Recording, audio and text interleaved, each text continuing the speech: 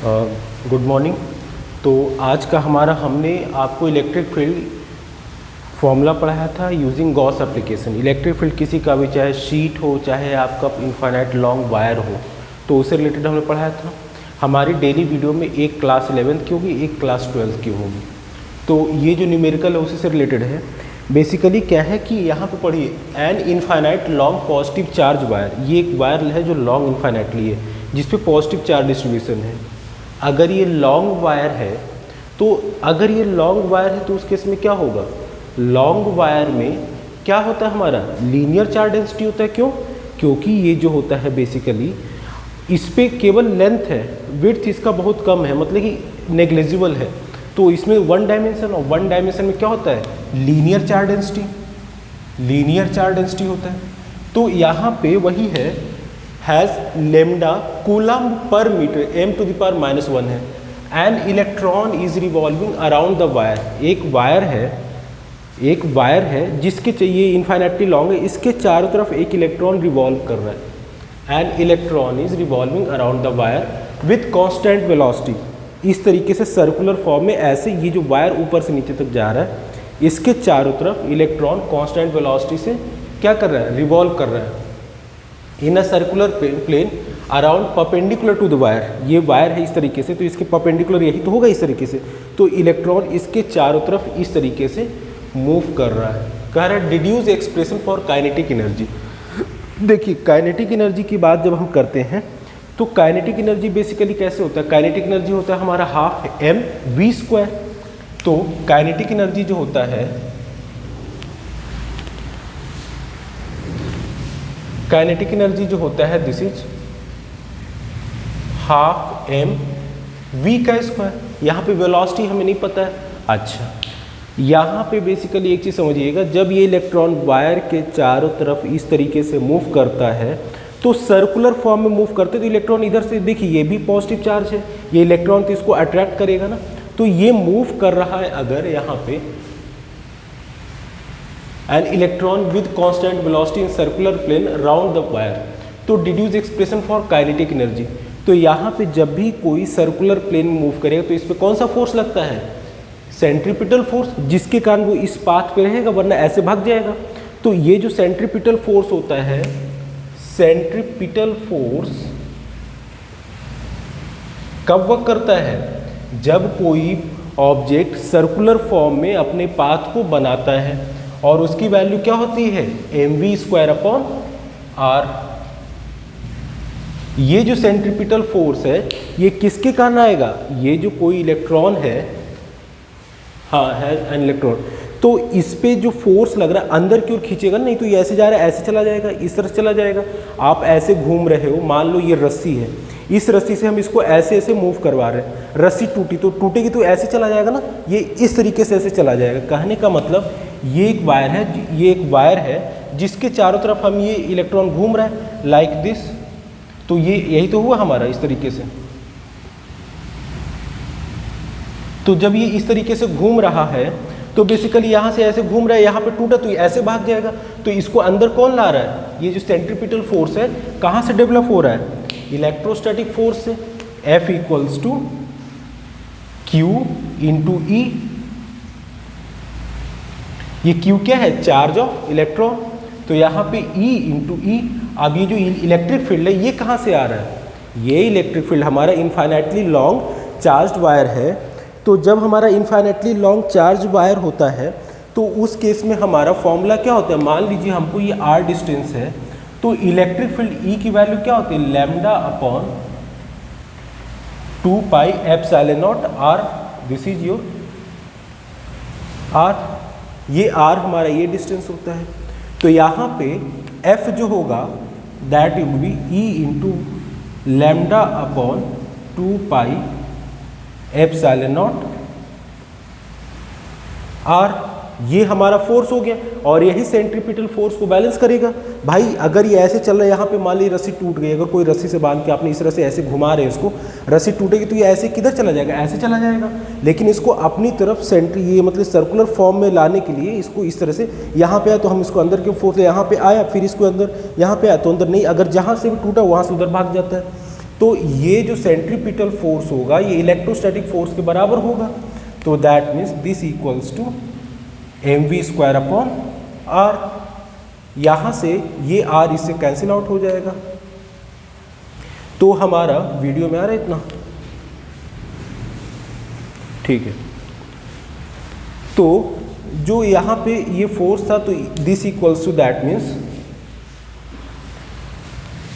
ये हमारा infinitely long charge wire के लिए इलेक्ट्रिक फील्ड पढ़ा चुका हूं।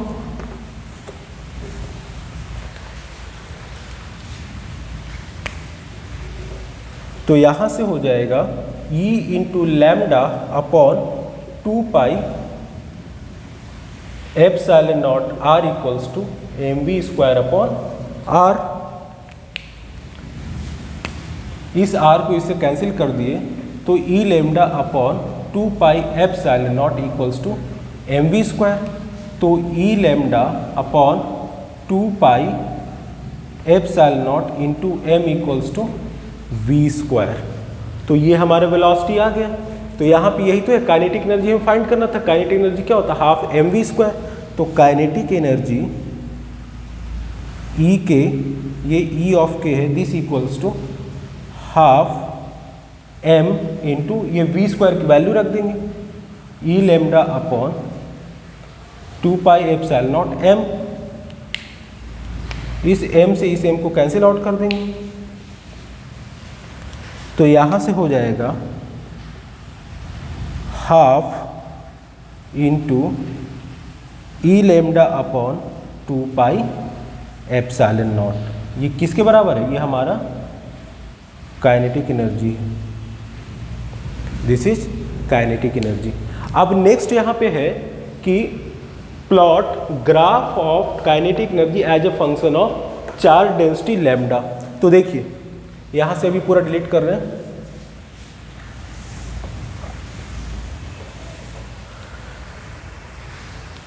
तो यहाँ पे देखिए बेसिकली क्या हो रहा है।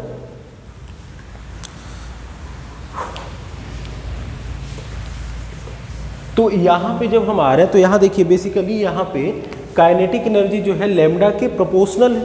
तो आपको ग्राफ प्लॉट करना है। This is solution, kinetic energy E के and this is lambda charge density. तो यहाँ पे काइनेटिक एनर्जी जो होता है this is directly proportional. Formula क्या है हमारा यहाँ से?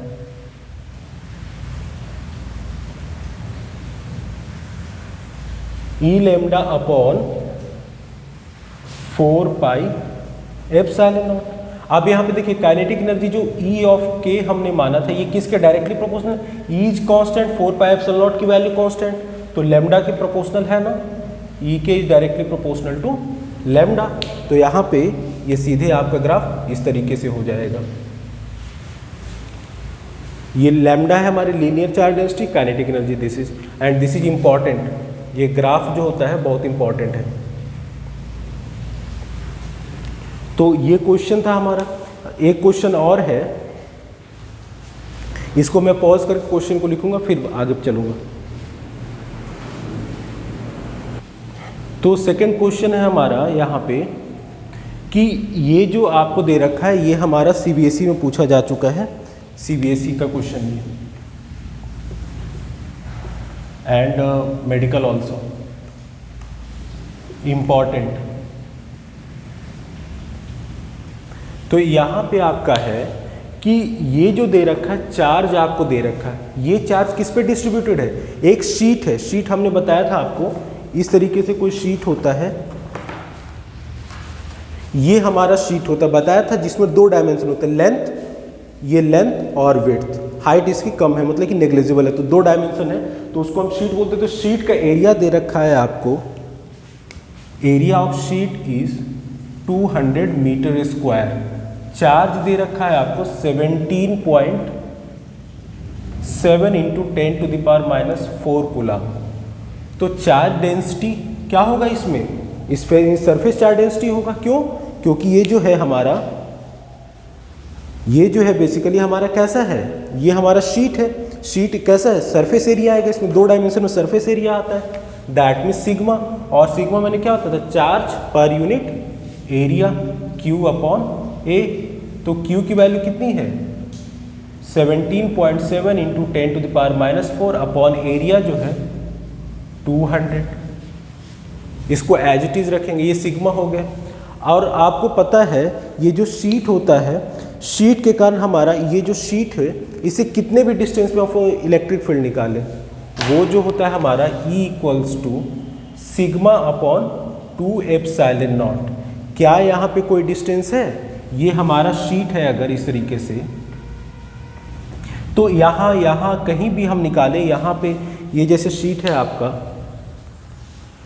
तो अगर यहाँ पे शीट है तो इससे आप इस डिस्टेंस पे आप यहाँ कितने भी डिस्टेंस पे निकालें इसकी value same through out the value same होती है, कितना दिस। तो यहाँ पे ये सारी वैल्यू रख देंगे तो 17.7 into 10⁻⁻4 upon 200 upon 2 epsilon not. Value जब आप यहाँ पे रखेंगे, अच्छा एप्सिलॉन नॉट की वैल्यू कितनी होती है 8.85 इंटू 10⁻12 होता है। तो E की वैल्यू, एक मिनट में कंफर्म कर लूँ, 17.7 into 10⁻⁻4 upon 200 into 2 into 8.85 into 10⁻12। तो जब सॉल्व करेंगे इसको तो ये हो जाएगा 5 इंटू 10⁵ न्यूटन पर कूलम। ये हमारा आ गया वैल्यू इलेक्ट्रिक फील्ड की। तो ये दोनों क्वेश्चन हो गए हमारे, शीट का हो गया, वायर का हो गया। नेक्स्ट लेक्चर में हम स्फेरिकल शेल की बात करेंगे और स्फेयर की बात करेंगे, उससे रिलेटेड पहले करेंगे। तो एक हमारा क्लास 11 का एक लेक्चर डेली रहेगा और एक क्लास 12 का रहेगा। Thank you.